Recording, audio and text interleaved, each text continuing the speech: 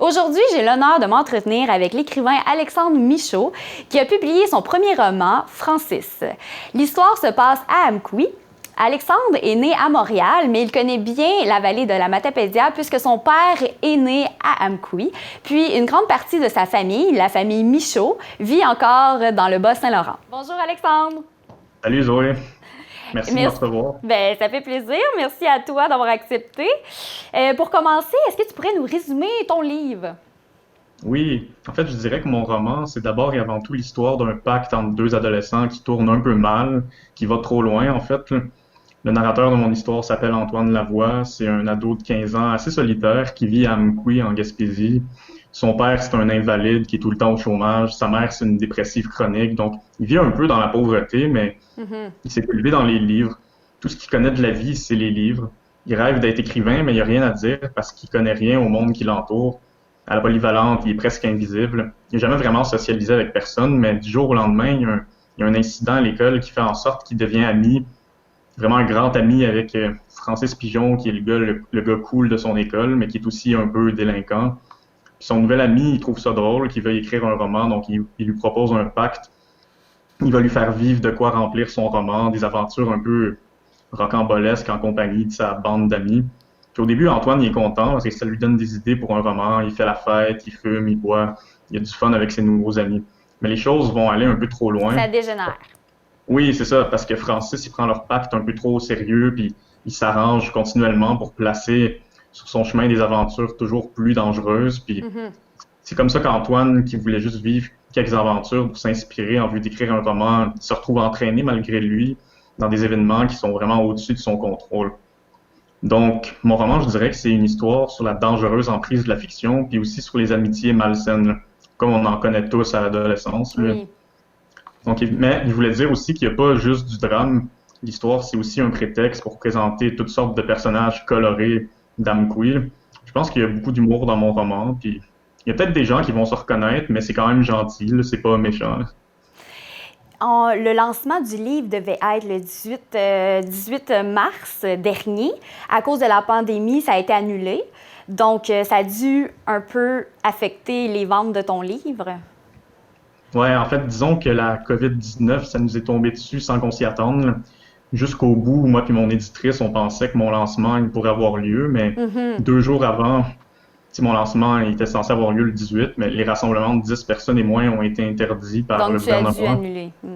Ouais, la pandémie, ça a vraiment bousillé mon lancement. Puis là, je me suis dit, bon, je ferai un lancement à la sortie de mon deuxième roman où j'organiserai un événement post-COVID après la fin du confinement, mais tout ça pour dire que mon livre est quand même sorti en librairie, mais une semaine plus tard, tous les commerces non essentiels ont dû fermer leurs portes, dont les librairies. Donc, c'était pas l'idéal pour un écrivain inconnu qui publie son premier roman, là. Mais heureusement, même si toutes les librairies du Québec restent fermées pour le moment, on a encore la possibilité de commander des livres en ligne puis de se les faire livrer chez nous. Oui, comme sur Donc, le site leslibraires.ca, je crois. oui, en plein Oui. ça. Donc, si on va sur le site des libraires indépendants du Québec, on peut commander un livre. En fait, vous pouvez commander un livre à la librairie la plus proche de chez vous. Puis donc, encourager une librairie indépendante de votre région, puis un auteur québécois par la même occasion. Pour les Puis, gens d'Amqui, il y a Checksta. La boutique Checksta, qu'on peut se procurer ton livre. Puis en plus, ouais, ils livrent à la porte, si je ne me trompe pas. ouais, ils livrent directement à la porte les librairies, là. Puis je pense que vous pouvez aussi téléphoner directement à la librairie de votre choix ou à la librairie d'Amqui pour commander un livre. En ce moment, les librairies québécoises, ils se battent pour leur survie. Elles ont été obligées de fermer leurs portes durant le confinement, donc on peut les encourager en achetant local, puis encore mieux en achetant des livres écrits par des écrivains québécois. C'est pour ça que l'initiative hashtag Joli Bleu a Oui, vu le jour. créé par Donc, Nadine Deschenaux. ouais, Oui. exactement. Donc, mon roman français est disponible sur le site des libraires si vous voulez m'encourager. Juste pour revenir au Joli Bleu, c'est inspiré beaucoup du panier bleu, si je ne me trompe pas. Acheter local, donc lire aussi local, finalement. Mhm. Ouais, c'est vraiment pour encourager l'économie québécoise, hein. Aussi, ben, tu as pu publier finalement ton livre grâce au concours que tu as gagné, prix Robert Clich. Félicitations tout d'abord. Puis, si tu peux nous Merci. expliquer un peu, c'est quoi ce concours? Ce concours, tu as gagné 10 000 si je ne me trompe pas?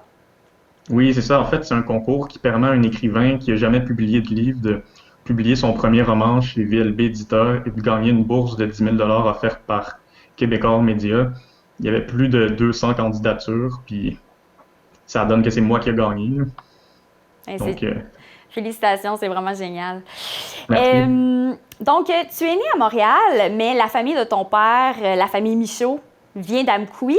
Puis c'est vraiment intéressant en lisant le livre parce qu'on se reconnaît à plein d'endroits. Il y a le rang Saint-Guillaume, il y a l'Aquaneige, il y a aussi la polyvalente Armand-Saint-Onge. Puis, je pense que tu parles beaucoup durant le roman des chants Pinot. Les chants Ouais, les Pigeon. gens de la famille Pigeon, en fait. Oui, Ouais. de la famille Pigeon. Si je ne me trompe pas, c'est bien les chants qu'on connaît de la famille Michaud, de ta famille, finalement. Oui, c'est ça. C'est mon grand-père, Roméo, qui avait acheté ces terres-là il y a plus de 50, 60 ans, puis ses 8 enfants les ont héritées. Puis sur ces champs-là, j'ai vraiment passé beaucoup de temps à jouer avec mes cousins et cousines quand j'étais enfant. C'est des lieux qui m'ont vraiment beaucoup inspiré, comme la maison de mon grand-père. Parce que mon grand-père, c'était un conteur qui avait beaucoup d'humour, un humour bien à lui, puis il connaissait toute la ville d'Amqui, puis toute la ville le connaissait parce que son métier, c'était de vendre des œufs, puis ses histoires étaient peuplées de personnages colorés inspirés de la vallée de la Matapédia, puis de la Gaspésie qu'il rencontrait en allant vendre des œufs. Puis lui-même, je trouve, c'est un vrai personnage de roman, un original. Oui. S'il était encore parmi nous, tu sais, je l'imagine faire ses téléphones à tout son monde en apprenant que son petit-fils a publié un roman. Il aurait vraiment été fier, ça c'est certain. Puis, mais c'est vraiment plaisant pour les gens dans le Bas-Saint-Laurent qui connaissent Amqui. On se sent vraiment comme... On sent Amqui en lisant ton livre, là. Ouais, j'imagine, parce que je me suis vraiment inspiré des lieux, dont c'est Laurent Saint-Guillaume, aussi la maison de mon grand-père, en fait, qui était située en haut complètement de la rue Chamberlain. Donc c'était une maison dans laquelle j'ai passé beaucoup de temps, puis c'était comme en haut de la ville, donc on pouvait voir toute la ville d'Amqui, puis il y avait sa grange aussi, où il y avait son poulailler, donc on s'en est fait des peurs là-dedans quand on était enfant. Donc, toi, qu'est-ce qui s'est passé? C'est qu'après le cégep, tu as décidé de passer ton année sabbatique, finalement, à Amqui. Tu as passé un an à Amqui. Puis, un peu comme j'ai comme eu, parce que je t'ai croisé quelques fois, moi, durant cette année-là, et je te trouvais un peu comme le narrateur Antoine, un peu à l'écart, observateur. J'ai l'impression que le début du livre, finalement, je vois un peu Alexandre, l'auteur, à travers Antoine. Oui, parce que moi je pense que je suis quelqu'un qui a besoin de sortir de sa routine pour trouver de l'inspiration pour écrire, puis ça faisait vraiment longtemps que je voulais écrire un roman inspiré d'Amqui parce que c'était quand même une ville qui me fascinait. Là. Pourquoi? C'est qui était parce que c'était une ville qui était associée à mon père, à mon grand-père, à ma famille élargie, puis je sais pas, ça me fascinait, c'était vraiment différent de la ville, puis c'était un peu comme mon arbre généalogique, là, cette ville-là. Oui, Puis, puis c'est complètement différent de l'enfance que toi, tu as vécu à Montréal. Ton père a eu complètement un autre genre de vie. oui, c'est ça. Donc c'est pour ça que j'ai décidé d'aller vivre à Amqui pendant quelques mois pour m'en inspirer, puis vivre mon expérience en fait, de vivre en région, puis surtout que, tu sais, j'avais fini mon cégep, j'avais juste 19 ans, puis je savais pas dans quel programme universitaire aller. Fait que c'est ça qui a fait que j'ai pris une année sabbatique, puis j'étais un peu indécis, mais j'ai suivi mon intuition, puis c'est là que j'ai pu m'imprégner un peu plus des lieux, puis me sentir comme quelqu'un qui vit à l'année longue. Puis oui, comme tu disais, je suis quelqu'un de très observateur dans la vie, je remarque des détails que personne ne va voir. Donc toutes les expériences que j'ai vécues à Amqui, je les ai assimilées puis digérées pour en faire un roman presque 10 ans plus tard. Les gens Ça que j'ai porte tes côtoyés fruits. pendant cette année-là. Comment? Ça a porté fruit, Oui, ton c'est année ça. Mais surtout, sabbatique, oui. oui, ça a été une année bien remplie, puis surtout que les gens que j'ai côtoyés durant mon année à Amqui, autant les jeunes que les vieux, c'était des bons vivants, beaucoup de fêtards là-dedans, puis moi, dans le fond, je me suis laissé entraîner dans ce mode de vie-là pour vivre des expériences comme le narrateur de mon roman. Puis c'est comme ça qu'il m'est arrivé quelques aventures rocambolesques, mais même si je m'inspire de quelques excès que j'ai faits, ça reste de la fiction parce que pour moi, un écrivain, ça s'inspire toujours de la réalité qui l'entoure, mais la fiction qu'il va en faire, ça va être comme un miroir très déformant de la réalité. Ça devient quelque chose de très différent en fin de compte. Là. Mais comme tu me disais, les premiers chapitres, tu as vraiment parti de un peu ce que tu as vécu, les gens que tu as rencontrés. Puis après, tu as laissé ça mûrir une petite année. Hein? Tu as laissé ça de côté. Après, tu es revenu et là, tu as fini ton livre, si je ne me trompe pas. Oui, en plein ça. En fait, j'ai écrit les trois, quatre premiers chapitres d'un coup en un après-midi à l'été 2015. Là.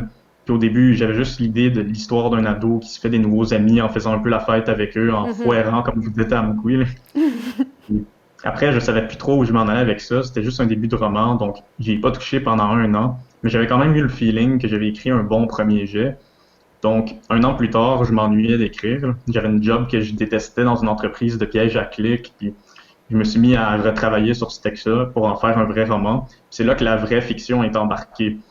J'ai imaginé l'histoire d'un ado solitaire, un peu marginal, qui tombe sous l'emprise de la fiction, puis qui est entraîné dans des événements qui le dépassent. Puis j'ai choisi de camper l'histoire de mon roman à Amkoui parce que je connaissais bien la ville, mais aussi parce que je trouvais que ça ferait différent de l'histoire d'un artiste en crise existentielle qui habite sur le plateau Mont-Royal à Montréal. Donc, c'est ça, j'ai fait un plan global de 20 chapitres, puis c'est comme ça que le roman a pris forme. Je l'écrivais vraiment à temps perdu parce que je travaillais puis je finissais ma maîtrise en littérature de langue française en même temps. Donc ça a vraiment été un travail de longue haleine. Je l'ai écrit puis réécrit plusieurs fois. J'étais plus capable de le relire, là.